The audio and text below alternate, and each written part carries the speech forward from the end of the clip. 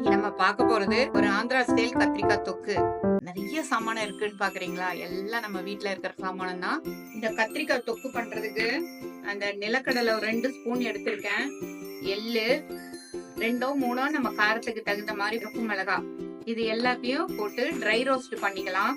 இந்த டிஷ்ஷுக்கு நல்லெண்ணெய் தான் நல்லா இருக்கும். இப்ப வானிலையில வந்து கொஞ்சம் கூட இருக்கிற மாதிரி நல்லெண்ணெய் ஊத்திடுறேன். நம்ம கத்திரிக்காய் கட் பண்ணி வச்சிருக்கோம் இல்லையா, இது வந்து கொஞ்சம் சின்ன சைஸா இருந்தா முழுசா கூட போடலாம். நான் வந்து கொஞ்சம் பெரிய சைஸா போட்டா நல்லா இருக்கும் சொல்லிட்டு கொஞ்சம் பெரிய சைஸ் வாங்கியிருக்கேன். ஒரு 3/4 அளவு பாருங்க கத்திரிக்காய் வந்து எப்படி வெந்து வந்திருக்குன்னு பாருங்க. இது அப்படியே ஒரு பிளேட்டுக்கு எடுத்துடலாங்க. வானிலையில கொஞ்சம் எண்ணெய் இருக்கு. இது கூட இன்னும் ஒரே ஒரு ஸ்பூன் எண்ணெய் போட்டுக்கலாம். நல்லெண்ணெய் தான் போடுறேன் நான் எல்லாத்துக்குமே.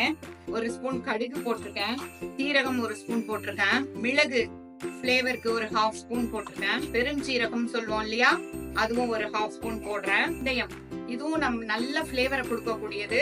இந்த வெந்தயத்தையும் நான் போட்டிருக்கேங்க. ஒரு 3 பச்சை மிளகாய் ஸ்பிளிட் பண்ணி வச்சிருக்கேன், அதையும் போட்டுறேன். வெங்காயம் பாருங்க, பெரிய சைஸ் வெங்காயமா 2 வெட்டி வச்சிருக்கேன், பொடியா கட் பண்ணி வச்சிருக்கேன். இது மாதிரி இந்த சைஸ்ல அதையும் இப்ப நம்ம போட்டுடலாம். உப்பு கொஞ்சம் போட்டுறேன். இது கூட வந்து ஒரு 10 பல்லு பூண்டு இதையும் போட்டுறேன்.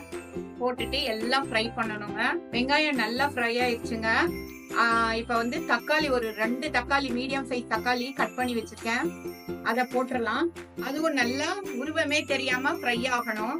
இது ஃப்ரை ஆகிற டயத்துல நிலக்கடலை வறுத்து வச்சிருக்கோம் இல்லையா பீனட்ஸ், அத பவுடர் பண்ணிடலாம். தேங்காய் 2 ஸ்பூன் எடுத்து வச்சிருக்கோம்ல, அத பேஸ்டா அரைச்சி கொண்டு வந்துடலாங்க. நல்லா ஃப்ரை ஆயிருச்சுங்க, சூப்பரா ஃப்ரை ஆயிருக்கு.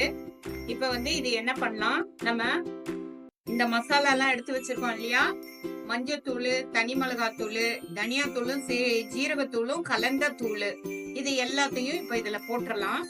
இது போட்டுட்டு இது கூடவே வந்து நம்ம புளி வந்து ஒரு லெமன் சைஸ் எடுத்து நான் நல்லா கரைச்சி வச்சிருக்கேன், அதையும் இது கூட ஊத்திடலாம். ஊத்திட்டு இது எல்லாமே பச்சை வாசனை போற மாதிரி கலக்கிக்கலாம் ஒரு 2 நிமிஷம். இந்த மிக்ஸி இப்ப நல்லா கொதிச்சிருச்சு. இப்ப என்ன பண்றோம், நம்ம ஃப்ரை பண்ணி வச்சிருக்கோம் இல்லையா கத்திரிக்காய், அதை இதுல போட்டுடலாம். போட்டுட்டு தேங்காய் வந்து அரைச்சு வச்சிருக்கோம் இல்லையா, அதையும் ஊத்திட்டு இதுலயே கொஞ்சமா தண்ணி ஊத்தி அதோட கலந்து கொஞ்சம் வேகட்டும். நல்ல ஒரு கொதிச்சிருச்சுங்க. இப்ப வந்து நம்ம பீனட்ஸ், சிகப்பு மிளகாய் எல்லாம் அரைச்சு வச்சிருக்கோம் இல்லைங்களா, எள்ளு எல்லாத்தையும் வறுத்து அரைச்சு வச்சிருக்கோம் இல்லைங்களா, அதையும் போட்டுடலாம். போட்டுட்டு இத வந்து கொஞ்சம் நல்லா கலந்து விட்டுறலாங்க. இந்த நேரத்துல மேல வந்து நிறைய கொத்தமல்லிய தூவி இறக்கிட்டோம்னா நம்மளோட கத்திரிக்காய் கிரேவி சூப்பரா ரெடி ஆயிடுச்சுங்க.